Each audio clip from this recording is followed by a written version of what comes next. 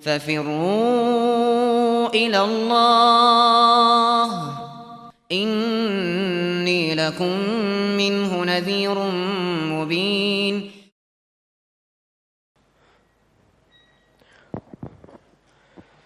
Bismillahirrahmanirrahim. Assalamualaikum warahmatullahi wabarakatuh.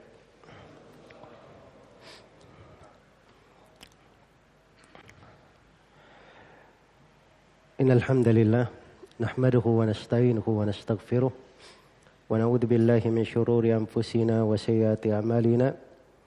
May yahdihillahu fala mudilla lahu wa may yudlil fala hadiya lahu. Asyhadu an la ilaha illallah wahdahu la syarika lahu wa asyhadu anna Muhammadan abduhu wa rasuluh. Ya ayyuhalladzina amanu taqullaha haqqa tuqatih wa la tamutunna illa wa antum muslimun.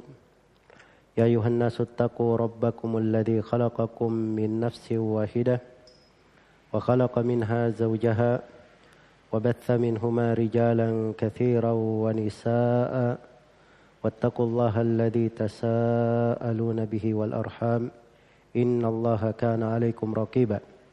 Ya ayyuhalladzina amanu attaqullaha wa qulu qawlan sadida yuslih lakum a'malakum wa yaghfir lakum dhunubakum. ومن يطع الله ورسوله فقد فاز فوزا عظيما أما بعد فإن أصدق الحديث كتاب الله وخير الهدي هدي محمد صلى الله عليه وسلم وشر الأمور محدثاتها فإن كل محدثة بدعة وكل بدعة ضلالة وكل ضلالة في النار.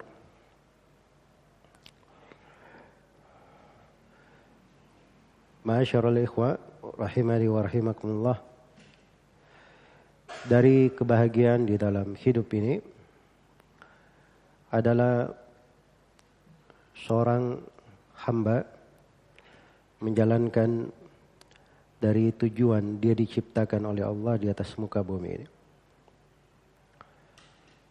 Itu adalah sebuah hal yang agung, perkara yang besar, yang harusnya selalu kita ulangi di dalam kehidupan dan selalu kita ingat di segala keadaan dari kehidupan ini. Itulah beribadah kepada Allah Subhanahu wa taala. Sebagaimana firman Allah, "Wa ma khalaqatul jinna wal insa illa liya'budun." Tidaklah aku menciptakan jin dan manusia kecuali untuk beribadah kepadaku. Karena itu apabila seorang diberi kemudahan oleh Allah melakukan dari kewajiban-kewajibannya, sholat subuh secara berjamaah, sholat 5 waktu, dia duduk di majelis-majelis ilmu, di majelis-majelis dzikir, mendengarkan dan mengkaji ayat-ayat Allah. Itu adalah bentuk dari kebahagiaan dalam hidup. Tapi yang lebih membahagiakan lagi, kalau seorang itu selalu mengkaji dari ayat-ayat Al-Quran dan hadits-hadits Rasulullah sallallahu alaihi wasallam yang mengingatkannya tentang tauhid dan bagaimana murnikan ibadah kepada Allah Subhanahu wa taala. Dan menghindari segala bentuk kesyirikan yang bisa membatalkan tauhidnya. Karena itu berjalan di tengah para ulama rahimahumullahu taala kebiasaan untuk selalu mengkaji pembahasan-pembahasan tauhid di kalangan orang-orang umum pada keseharian mereka. Bahkan kadang sebuah kitab pembahasan tentang tauhid selalu diulangi untuk hal tersebut. Dan di pagi hari ini di pertemuan kita akan mengkaji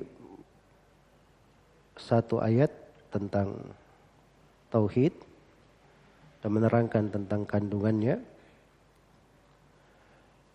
Dan ini kita baca dari kitab Al-Mulakhas fi Syarhi Kitab Tauhid. Iya. Sudah diterjemahkan dan terjemahannya sudah dicetak. Kita baca dari halaman 3 dari buku ini. Dikatakan oleh penulis rahimahullah Kitabut Tauhid. Kitabut Tauhid. Wa qaulillahi ta'ala wa ma khalaqatul jinna wal insa illa liya'budun. Firman Allah Ta'ala, dan tidaklah aku menciptakan jin dan manusia kecuali agar mereka beribadah kepadaku. Kata guru kami Syekh Shalal Fauzan hafizahullah Ta'ala menjelaskan dari kata kalimat tauhid dan makna dari ayat. Kata beliau, maudhu'u hadzal kitabi bayanu tauhid alladhi aujabahu Allahu ala ibadi wa khalaqahum li ajlihi wa bayanu ma yunafihi min asy-syirkil akbari aw yunafi kamalahul wajiba awil mustahabba min asy-syirkil asghari wal bid'ah. Beliau pembahasan kitab ini adalah penjelasan tentang tauhid yang Allah wajibkan atas hamba-hambanya. Tauhid itu ketika disebut kitabut tauhid, asal kata tauhid itu mencakup seluruh bentuk dari tauhid. Seluruh bentuk dari tauhid. Apakah itu tauhid rububiyah atau tauhid uluhiyah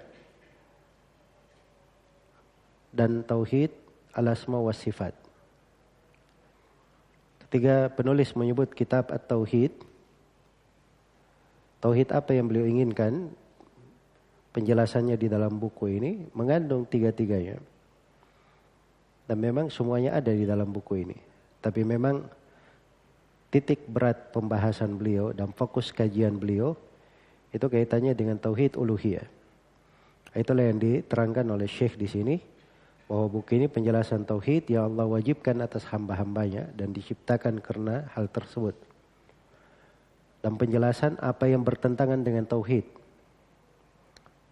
Jadi orang yang paham tauhid itu, dia bukan mengerti, bukan hanya tahu tentang pembagian-pembagian tauhid dan bentuk-bentuk tauhid saja. Tapi dia juga sangat memahami lawan dari tauhid. Hal yang menafikan tauhid. Hal yang bertentangan dengan tauhid. Itulah syirik akbar. Atau hal yang menafikan kesempurnaannya. Hal yang menafikan kesempurnaannya. Dan kesempurnaan tauhid itu dua macam. Ada kesempurnaan yang wajib dan ada kesempurnaan yang mustahab. Jadi kalau bertentangan dengan kesempurnaannya yang wajib dan mustahab, masuk di dalamnya dosa kecil dan bid'ah. Dan bid'ah. Iya, ringkasannya mudah. Jadi tauhid itu yang perlu dipelajari, satu, terkait dengan dasar yang menyebabkan tauhid itu diterima. Ini aslut tauhid namanya. Dasar tauhid yang menyebabkan tauhid itu diterima. Yang kedua, dia mempelajari tentang kesempurnaan tauhid. Dan kesempurnaan tauhid itu ada berapa? Ada dua. Ada kesempurnaan yang wajib dan ada kesempurnaan yang mustahab, yang dianjurkan. Kesempurnaan yang wajib dan ada kesempurnaan yang dianjurkan. Kalau kesempurnaan yang wajib hilang, kesempurnaannya yang atau asal tauhidnya hilang, maka itu batal tauhidnya, batal keislamannya. Kalau asal tauhidnya hilang, dasar dan pokok tauhidnya hilang, batal keislamannya. Adapun kesempurnaan, ini adalah pelengkapnya. Tapi ada yang wajib, kalau dia tinggalkan dia berdosa pasti. Tapi tidak keluar dari Islam. Tidak keluar dari Islam. Dan ada jenis kesempurnaan, itu kesempurnaan yang dianjurkan, disunnahkan terhadap orang yang bertauhid. Baik, itu kaidah pertamanya untuk tauhid. Kaidah yang keduanya di dalam kesyirikan, syirik itu kebalikannya. Berarti syirik juga ada 3 jenis, ada 2 jenis. Ada syirik yang bertentangan dengan aslut tauhid. Ini kesyirikan dari syirik akbar yang bisa membatalkan keislaman. Menyebabkan tauhid seseorang itu hancur. Tidak syah dan tidak diterima. Yang kedua, yang bertentangan dengan tauhid, ada yang bertentangan dengan tauhid dari sudut kesempurnaannya. Ada kesempurnaan yang wajib, misalnya tidak boleh ada bid'ah, itu kesempurnaan wajib. Kalau dia jatuh dalam bid'ah, ini hilang kesempurnaan wajibnya.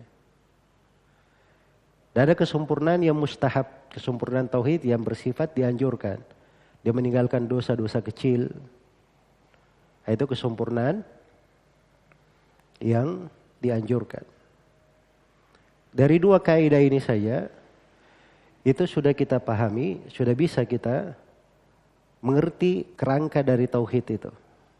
Dan isi pembahasannya. Itu luas dalam kehidupan. Kita perlu selalu mengkaji, mengingat apa pokok-pokok tauhid yang membenarkan tauhid saya, membuat tauhid saya itu syah, diterima. Menjadikan saya seorang muslim yang pasti dijamin masuk surga. Itu perlu dipahami. Kemudian yang kedua, apa dari tauhid itu yang merupakan kesempurnaan, menyebabkan jenjang seorang hamba semakin tinggi di sisi Allah Subhanahu wa ta'ala. Ini pembahasan-pembahasan tauhid yang menyempurnakannya. Apakah kesempurnaan yang bersifat wajib atau kesempurnaan yang bersifat mustahab? Iya. Dan ini dari bab-bab yang disebutkan oleh penulis sangat banyak sekali beliau uraikan. Sangat banyak sekali yang beliau uraikan. Dan beliau menguraikan pokok-pokok dari pembahasan tauhid di dalam buku ini. Sama dengan kesyirikan. Ini tugas kita yang kedua di dalam tauhid. Kita wajib mengenal apa itu kesyirikan. Bentuk-bentuknya. Hal yang bertentangan dengan tauhid. Apa bentuk dari hal yang bertentangan dari tauhid yang bisa menghancurkan tauhid itu? Bisa membatalkannya. Dan apa hal yang bisa mengurangi dari tauhid kita? Karena hilang kewajibannya atau hilang hal yang disunnahkannya. Iya. Maka ini fikih yang mendalam di dalam buku ini. Dan ini fikihnya para nabi dan para rasul. Sebab tauhid itu adalah pokok ajarannya para nabi dan para rasul. Di antara seluruh syariat, itu adalah syariat yang paling jelas dan paling terang. Lebih jelas dari pembahasan salat, lebih jelas dari pembahasan zakat, lebih jelas dari pembahasan apapun di dalam agama. Sebab ini adalah tujuan kita diciptakan di atas muka bumi. Iya. Jadi kalau ada orang yang belajar tauhid kemudian dia merasa dirinya bingung, ini berarti dia belum menemui jalannya para nabi dan para rasul. Sebab ini dari pokok agama yang sangat jelas dan sangat terang. Baik. Apa arti kitab tauhid? Kata kitab dikatakan oleh Syekh adalah bentukan masdar dari kata kerja kataba. Ya, masdar kataba bimana jamaah yang berarti mengumpulkan. Wal kitabatu bil qalami jam'ul hurufi wal kalimat. Oleh karena itu kalimat al-kitaba bil qalam itu berarti mengumpulkan huruf-huruf dan kata-kata. Jadi kalau disebut kitab, nah itu artinya dia buku yang mengumpulkan pembahasan-pembahasan. Iya. At-tauhid, apa itu at-tauhid? Masdar wahhada.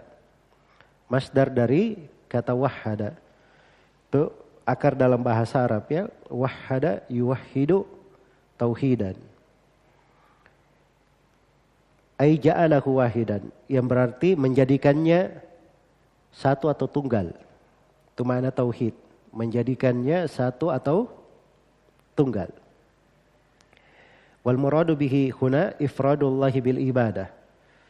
Dan yang dimaksud di sini dengan tauhid adalah mengesahkan Allah dalam ibadah. Beliau tafsirkan tauhid di sini dengan tauhid uluhiyah, yaitu mengesahkan Allah Subhanahu wa taala di dalam ibadah. Dan kata tauhid ini kata dimaklumi ya di dalam syariat dan dibahasakan oleh Nabi sallallahu alaihi wasallam.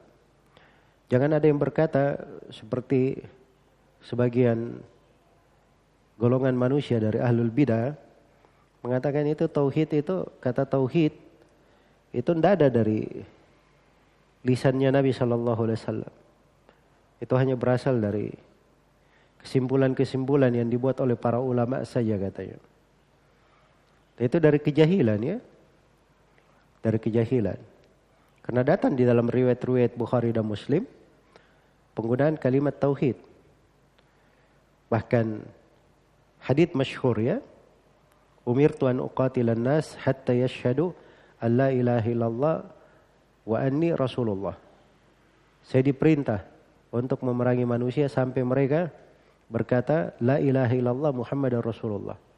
Itu mutawatir haditsnya dari berbagai riwayat. Datang di dalam satu riwayat di Sahih Muslim itu dengan lafaz hatta yuwahhidullah, sampai mereka mentauhidkan Allah. Jadi bahasakan dengan bahasa apa? Mentauhidkan Allah Subhanahu wa taala. Ya, maka itu bukan perkara baru. Itu hal yang sudah ada di lisan Rasulullah sallallahu alaihi wasallam, berjalan di tengah para sahabat, para tabi'in, tabi'ut tabi'in, ditulis buku-buku oleh para ulama dengan judul At-Tauhid dengan berbagai bentuk bukunya. Ya. Walaupun sebagian ulama masa dahulu kalau menulis tentang tauhid, mereka luas pembahasannya, bukan hanya di tauhid uluhiyah saja, tapi juga masuk di dalam pembahasan tauhid asma, tauhid al-asma was sifat. Baik. Kemudian di sini satu ayat yang merupakan kajian kita di pagi hari ini, yaitu firman Allah Subhanahu wa taala, "Wa ma khalaqatul jinna wal insa illa liya'budun."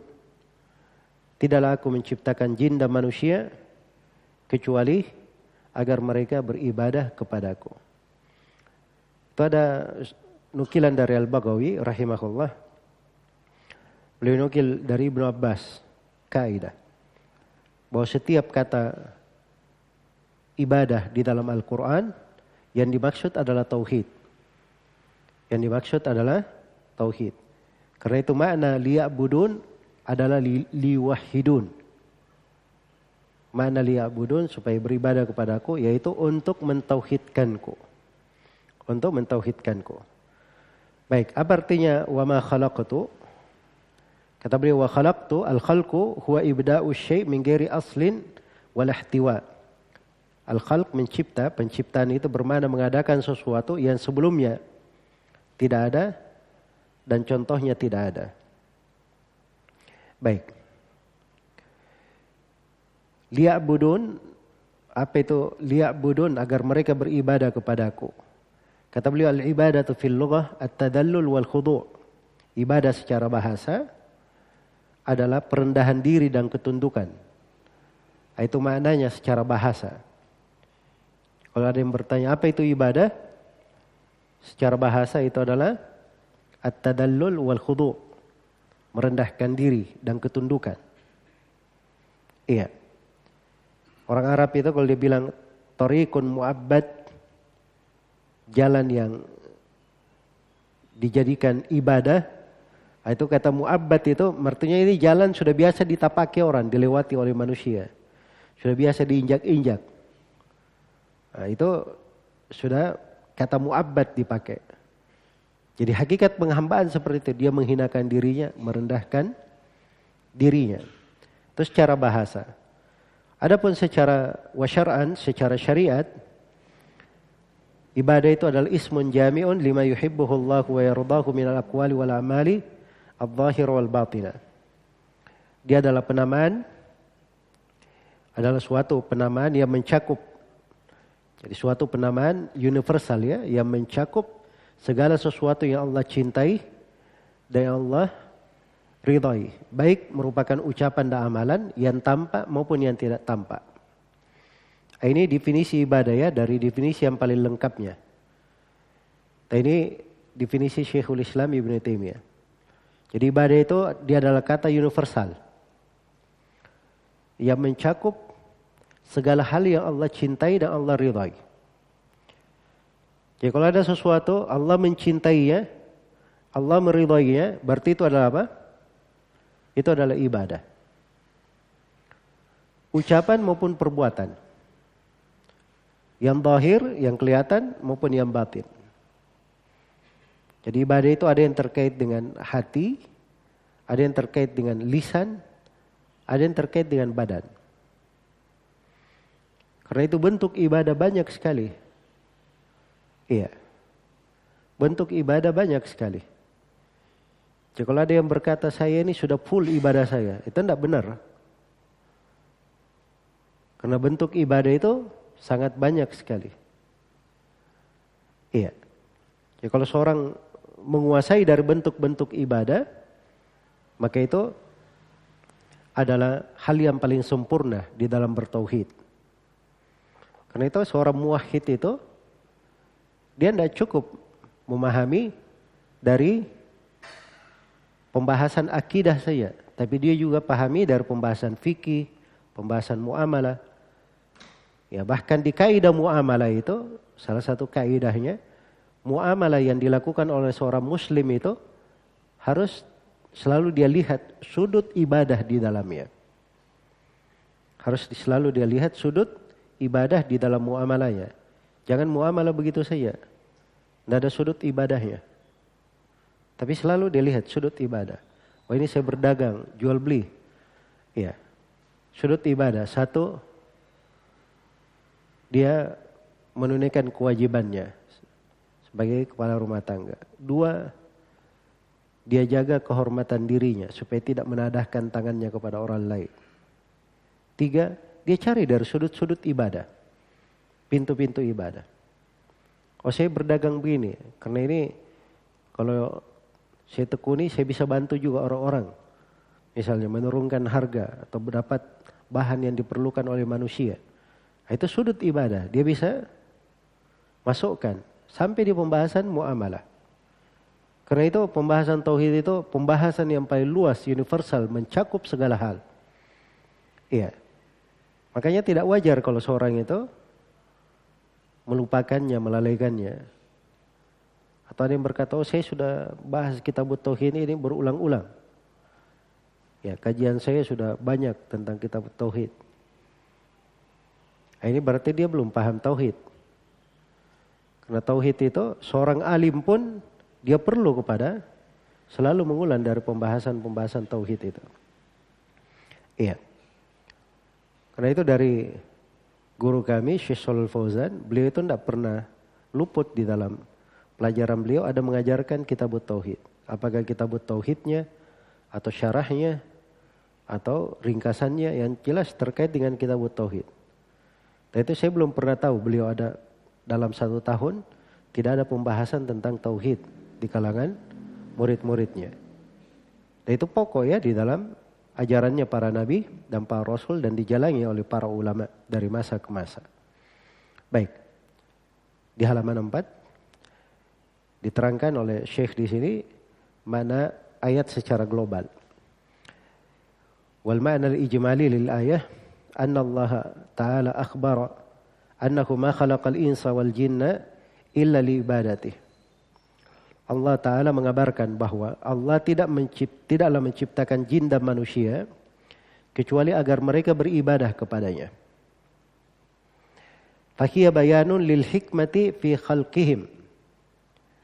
Maka ayat ini adalah penjelasan tentang hikmah penciptaan manusia dan jin. Falam yurid minhum ma turiduhu as-sadatu min abidiha minal i'anati lahum birrizqi wal it'am. Wa innama arada al-maslahata lahum. Allah tidak menginginkan apapun dari mereka sebagaimana keinginan tuan dari budaknya. Ya, kalau di dunia ada seorang tuan punya budak, pasti tuannya punya keinginan dari budaknya. Apakah berupa bantuan rezeki, makanan, dia pergunakan budaknya untuk kemaslahatan dia. Iya, semuanya pasti begitu. Kecuali Allah Subhanahu wa ta'ala. Allah itu hanya menginginkan untuk hambanya kemaslahatan untuk mereka sendiri. Wa ma khalaqatul jinna wal insa illa liya'budun. Ma uridu minhum mir rizqin wa ma uridu ay yut'imun. Innallaha huwar razzaqu dzul quwwatil matin. Tidaklah aku menciptakan jin dan manusia kecuali untuk beribadah kepadaku, mentauhidkanku. Aku tidak menghendaki dari mereka diberi makan. Tidak menghendaki dari mereka rezeki, tidak menghendaki diberi makan. Sesungguhnya Allah itu maha kuat. Lagi maha kekal. Tidak ada kekurangan apapun padanya. Subhanahu wa ta'ala. Kata beliau, wa munasabatul ayati lil bab, hubungan antara ayat dengan bab ini. Jadi perhatikan ya, setiap ayat ada bab beliau. Ada bab, ada ayatnya yang beliau sebutkan. Iya. Apa hubungannya? Pokok pendalilan beliau dengan ayat, kata beliau annaha tadullu ala wujubi tauhid. Ayat ini menunjukkan tentang kewajiban bertauhid.